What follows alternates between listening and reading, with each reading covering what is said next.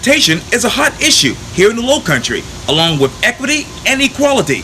I talk one-on-one with the City of Charleston's Director of Traffic and Transportation, Keith Benjamin, for this edition of Quintin's Close-Ups. And if you haven't already, subscribe to my YouTube channel and like Quintin's Close-Ups on Facebook. Keith Benjamin, welcome back to Quintin's Close-Ups. Thanks, man. Good to be here, as always. I appreciate it greatly. Obviously, you are the Director of Traffic and Transportation for the City of Charleston. And just recently, you said this on your Twitter page. You said this quote, "My path into transportation has been non-traditional. I remember my first job sitting in meetings, writing down every word I didn't know, and spending my weekends trying to become fluent. Years later, it is humbling to have my words amplified on these platforms." And you were talking about, obviously, the bicycling.com article, which says, "Ask yourself, who gets left behind in cycling?" Let me ask you this, Keith. What path are you on now when it comes to transportation in the City of Charleston? Well, that article was interesting because it was a reflection piece. It was a national publication that was allowing 14 African American elected leaders, appointed folk, sports enthusiasts, advocates, and otherwise talk about the intersection of race and cycling. And there's a lot in transportation that has had to do with who did and didn't have access. And to be able to give those perspectives was important. And for me, it was a perspective on how I came into transportation. I came through the labor movement and immediately had this introduction into who was making transportation happen, right? The workers, the essential service people who were making our communities go. And that gave me an interesting perspective about why transportation was important and how we should think about its implementation and who's a part of that implementation. And it just really became something that was extremely vivid for me. And so it really informed how I approach my work and always being conscious of who I'm serving, that it's our opportunity to create access is for everybody and not for some. And especially when we're talking about how we address safety, how we address congestion mitigation, how we address connectivity, how do we address intersectionality with other issues that are of concern with us, whether that's resiliency or affordable housing or community safety. Transportation is a wheel in the middle of the wheel of that convo. And when you look at the data, it disproportionately affects certain folk in certain income brackets, certain races and otherwise. And so we can't ignore that data as we're thinking about solutions, right? We have to take the time to say, look, here's what the data is saying. Here's the opportunities to make things better. And let's figure out how we bring everybody to do that. What is that data looking like right now? Well, so one of the things that has been a conversation within the Charleston region has been, how do we address safety? How do we address our congestion and otherwise? And one of the biggest pieces of it is, how do we introduce other modes of transportation in a way that gives people options, right? Our Plan West Ashley effort that was done a couple of years ago showed that over 84% of the people who live in West Ashley leave every day in their personal vehicle, right? That's not sustainable from a congestion standpoint. That's not a way to make sure it's more efficient for how people get from point A to point B. Of that same 84%, over 60% said that they would choose a mode of transportation if they knew if it was connected, if it was reliable, if it was safe, right? They've laid out the platform for us. We just have to adhere to it. And unfortunately, our numbers show otherwise, right? We're number 1 in the state, bike ped death and injuries. I'm number 2 for speed fatalities, number 5 for DUIs, right? So we have to be okay with recognizing that data. But when you dig into it more, who are those individuals? Who are those people that are disproportionately being affected, right? Less than 20% of our hospitality, food, and beverage service workers live downtown, right? So how are they getting to work every day if they don't own a car, right? Our transit service, over 70% of our transit riders are dependent on transit and make less than $45,000 a year, right? Of our bike ped death and injuries, over 40% are African American, right? So as we're talking about transportation and who's being served and how we're making sure it's as holistic as possible, we have to recognize that the data is showing that we have to look at our solutions through an equity lens, right? We cannot ignore that. And I think we're at a precipice place, whether it's with the introduction of the bike ped pedestrian bridge coming from West Ashley, whether it's the $400 million bus rapid transit system coming from Somerville into our largest regional employer, the medical district, of asking the question, who is this serving? Who is this benefiting? And how do we make sure that that's at the top of our minds with how we're building our communities for the future? With that bike and ped, obviously bridge going into West Ashley, who exactly will that serve? Well, when we wrote up the grant, one of the things that was immediately evident was that there's over 70,000 jobs that are within a 20-minute walk or bike to that 0.4 mile bridge that would be built. And so it's significant. At the time, my numbers are a little bit off because we did the grant now 2 years ago. But at the time, in a 3-year span, there was over 100 bike ped death or injuries within a 1 mile radius of the existing Ashley River bridges, right? So you're talking about something that's going to be introducing major safety and also introducing major connectivity, not just from general West Ashley to the medical district, but direct connectivity to our West Ashley Greenway and Bikeway. And ultimately, because we've passed the People Pedal plan within our citywide transportation plan, right over to the Ravenel Bridge. And so you're talking about complete connectivity for bike ped access that I think is going to be beneficial to a lot of people, both who are dependent on it and those who can choose it. It also allows for what we call in our world connectivity of modes, right? What does it mean for somebody to no longer be car dependent for their 1.5 mile trips and lower, right? One of the things that you look at in the data regarding congestion mitigation is there's a lot of trips that people make that are 1 mile or less with their individual vehicle. What does it mean if you take those trips away and there's other ways in which people are able to get around, whether that's transit, whether that's rideshare, whether that's bike, whether that's ped, and what does that mean for congestion mitigation? What does that mean for safety? You talk about congestion mitigation. Where else are you seeing that in Charleston? Well, one of the things that's been amazing is just our coordination with South Carolina Department of Transportation and with Charleston County. Charleston County just announced their transportation sales tax projects, many of whom were awarded to the city of Charleston, and we're just excited about that partnership and how we're talking about it. One of the interesting projects in West Ashley is the Glen Mcconnell widening effort, right? Obviously, the big piece about that is the vehicular accommodations that are going to be on it. But the other pieces of it is the fact that one, it's preparing transit accommodations all along the corridor. You're talking about traffic signal response systems, and you're talking about a multi-use path that's going to be for the entire pathway of Glen Mcconnell. In addition to that, because of coordination, again, between all the different agencies, the BCD COGS, Berkeley, Charleston, Dorchester Council of Governments Regional Transit Framework Plan calls for in the future bus rapid transit along Glen Mcconnell in the future. And because of coordination, county and their widening project is already providing space within that corridor where in the future, if that comes about, that it's something that can be introduced. And so it's been really helpful to see how all the different agencies and entities are coordinating together to make transportation a priority. Let me go back to your speech at the AARP Livable Communities National Conference, and this was November 13th, 2018. And the title of the Yes, speech sir. was, quote, "Equity is a tailored strategy that closes the gap between opportunity and access." As the city's transportation director, how close are you, Keith, to closing that gap with a unique strategy? Well, that's everyday work, man. That's everyday work.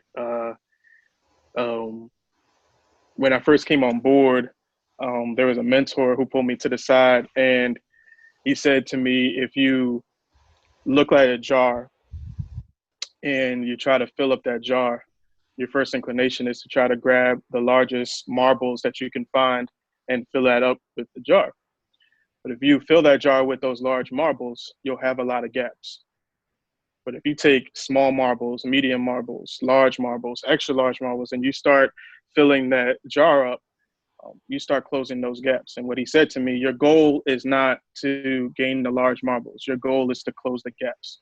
And I've held that close to me because every day there's an opportunity to move that needle when it comes to equity. And sometimes it might be an inch, sometimes it might be a mile. But with each of those little, small, large pieces, I think that we can close those gaps, and that's kind of been my mantra in terms of my work. So, you know, when I go into work every day, I take Septima and I peel off on Line Street, and I come up to Line and President. And then Line and President, maybe 2 years ago, um, there was no bus stop there, and people from Gaston Green would have to walk in the mud to be able to get to the bus stop. Now, that bus stop is one of the top 15 most used bus stops in our city, right? People just trying to get to work or get to wherever they need, but no shelter, no sidewalk. Today, there's a brand new bus shelter there, lighted, and a full multi-use pathway from Flood Street to that intersection, right? $40,000 investment, right? Like, not a massive undertaking, not a front page article type of thing, but it matters so much to those folk, right? And so, again, it's not just about the big marble pieces. Sometimes it's those small pieces that make a big difference in shining the light on equity, who has access, who doesn't, and how we elevate that conversation. Equity and inequity are constantly battling for position, but since, quote, systems are controlled by people, systems can be changed. Let me ask you this, Keith. What is the top contender for the position right now?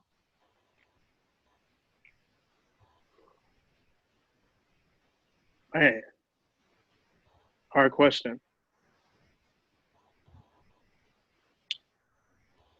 It's always hard to say, but I know where my head is focused, and I know that I'm obligated to think consciously about how we build Charleston for the better. And Charleston for the better um, doesn't happen without it being inclusive. Charleston for the better doesn't happen without acknowledging our history, but also the opportunity to write new narratives. And I think when your eye is focused in that regard, then equity wins every time. Um, that doesn't mean that it's not stressful. That doesn't mean that there's times where it feels like nothing is changing. But we can't give up, and we can't, um, you know, remove our hand from the plow. We got to keep pushing. Got to keep bringing folk to the table. One of the things that I consider a privilege is occupying the space that the mayor has trusted me with. And what does that mean for opening the doors for others? What does that mean for bringing to light issues that folk might not be conscious about, but play an integral role in how we make decisions, right? I think it's that burden, that responsibility, um, that I don't have the luxury of ignoring. I don't have the luxury of not acknowledging. I didn't get into this position and be given this opportunity um, without the sacrifices and the pushes of others who didn't give up on the equity conversation. And so I'm obligated. It would be arrogant of me not to um, push aside whatever the struggles or the stresses might be daily, and hold up that banner of equity. And what transportation systems are controlled by people that should be changed? Well, I think that it's more about what the approach to our solutions look like, right?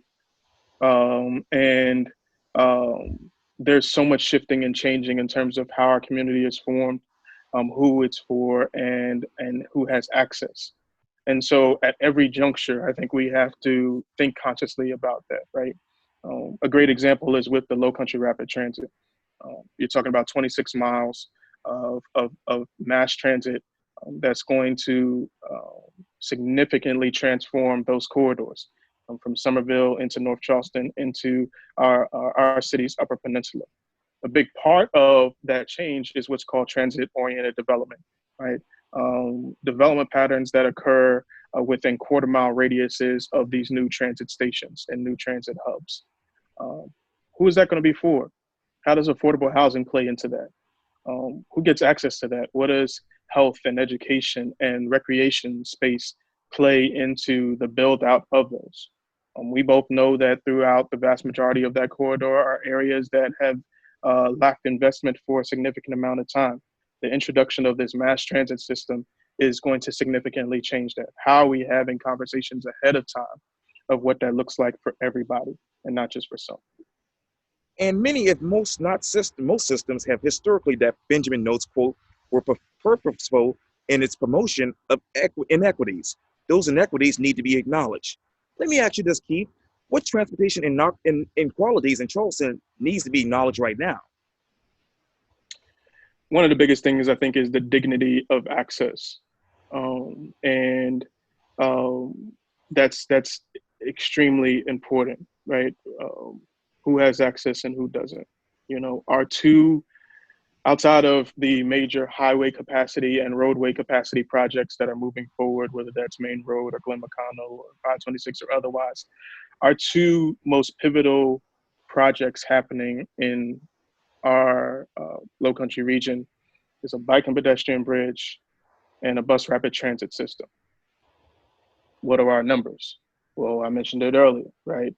Over 40% of our death and injuries are Black and brown individuals, even though they only make up 22% of our city's population, right? Our existing transit system, vast majority make 45,000 or less, vast majority are Black and brown, vast majority don't own a car, right? So if those are the two most pivotal projects outside of roadway capacity efforts that are happening in our city, what work are we doing to make sure that those who are disproportionately affected from a safety perspective and an accessibility perspective are prioritized when it comes to implementation, when it comes to procurement, when it comes to actually building it, when it comes to accessing it, right? We have to ask those questions. We have to move away from just the what into the question of who. And we have to be okay with that because the data shows that.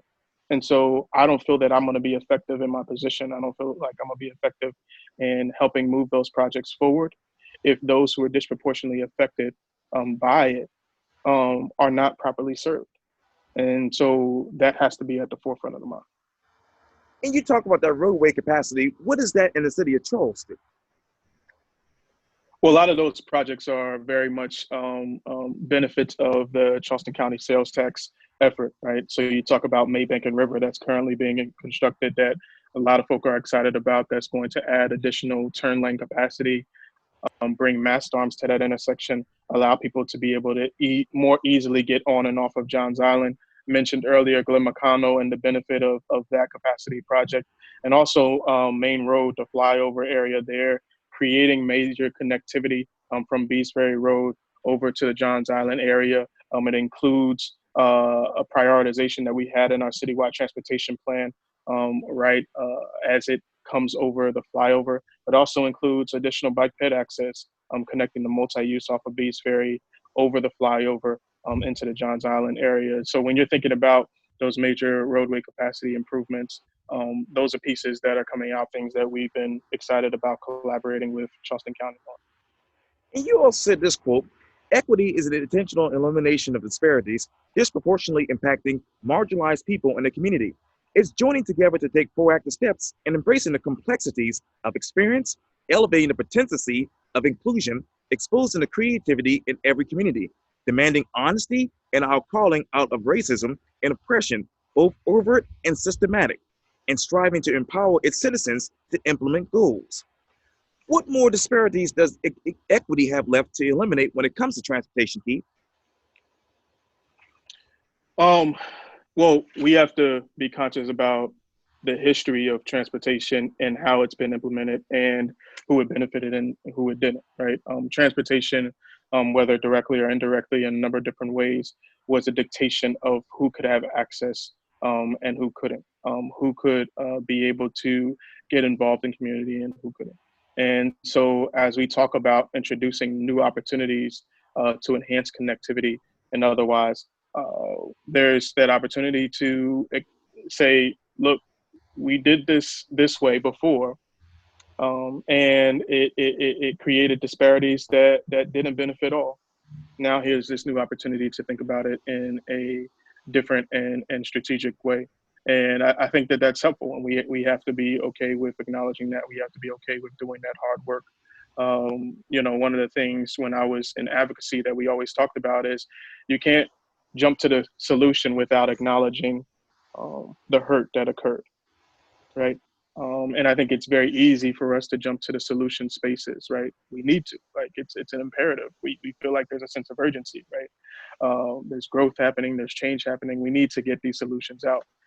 But we missed the boat on making sure that those solutions are as holistic as possible without acknowledging where the mistakes were, where the hurts were, where the lack of inclusion was as well. And so we have to do both.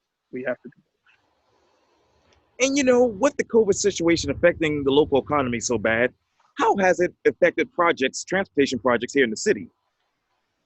Well, thankfully it hasn't. Thankfully it hasn't. When you think about even small projects like Lockwood and Bufane just coming on board, or even the signalization we'll be doing at Fairchild and Island Park on Daniel Island, all of those pieces have been moving forward. And so it thankfully has not been a major effect on transportation projects and how to make sure we're moving those pieces forward. So we're excited about that. Excited about continuing the coordination with Charleston County and the state DOT on moving as many projects forward as quickly as possible. And I'm sorry, there's a plane coming over my house here downtown Charleston. It's okay. It's okay. Transportation in the making. Yeah, that's it's okay. Right. Well, let me ask you this too, Chief. You said this quote, equity is achieved when no one is blocked out from reaching their full potential, no matter their race, their gender, their sexual orientation, their disability, their economic position, or any other social or economic determinant. It is imperative that the vision of our work that both you and I do does not perpetuate inequities by treating mobility, livability, and safety as an optional or inaccessible. What is your vision for transportation going forward? My vision is that no matter who a person is, what their economic status is, what they look like, where they come from, that if they put on their walking shoes, if they hop on a bike, if they're standing at a transit stop, if they get in their car, they know they're going to get safely to their destination. They know that they're going to be able to access what they need. That's my view. And to me, that's a baseline of expectation of what that is supposed to look like, right? And I think it's important for people to have that thought process about their community, to feel that in their community that they're safe, in their community that they have access, in their community that they have opportunity. And mobility and accessibility play an integral role in ensuring that that's the case. And yeah, I think that's a big piece. I mean,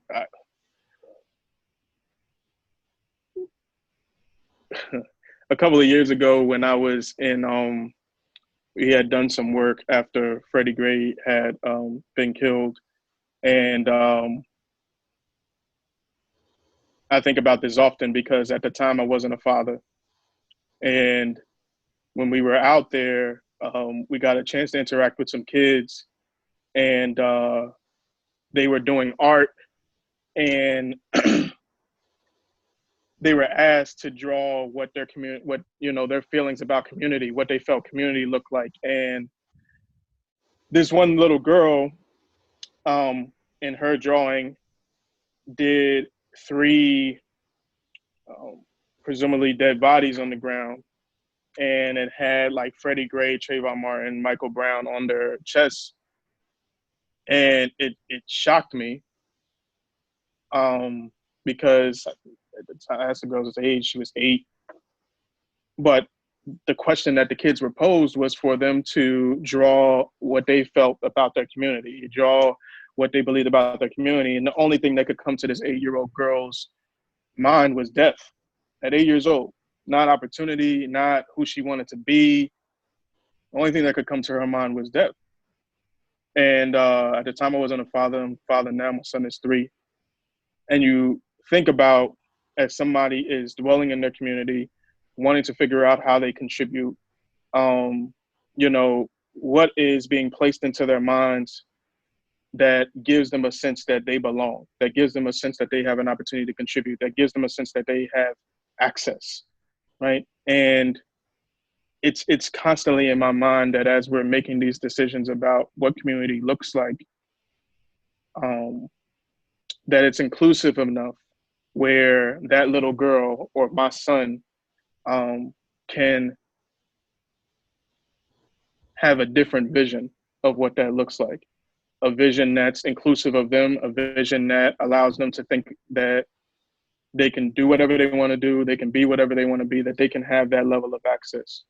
And I know transportation is just a small piece of that broader conversation about community, but it plays such an integral role in access that thinking about it at the intersections is something that I just can't ignore. And here in Charleston, as so much is changing, so much is moving, and there's so much layering of transportation and affordable housing and flooding and safety and workforce development and small business and otherwise, that we can't ignore the opportunities to ensure that those changes and those shifts are as inclusive as possible, and that we all have those opportunities. And you all said this too, equity in place is not simply the maturation towards inclusion. What is Yeah. equity? What should equity march to right now?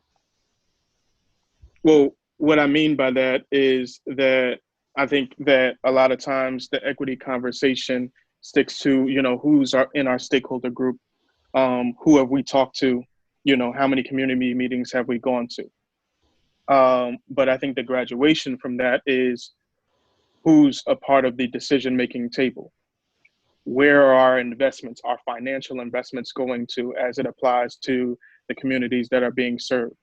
Who's a part of those teams, right? One of the first things that I did when I came on board was a revamping of our scopes of our on calls, simply because we wanted to make sure that if we were having somebody that was doing public engagement, somebody that was doing design, whatever that looked like, that there was this consciousness for equity in their implementation, and also who could be a part of those teams, right? There's well qualified minority-owned, women-owned, veteran-owned businesses that can be a part of helping to build these communities. And to me, I think that that's just as much a part of the equity conversation as how many community meetings we go to, right? And so I think it's not a checkbox type of situation. I think it's a lifestyle piece.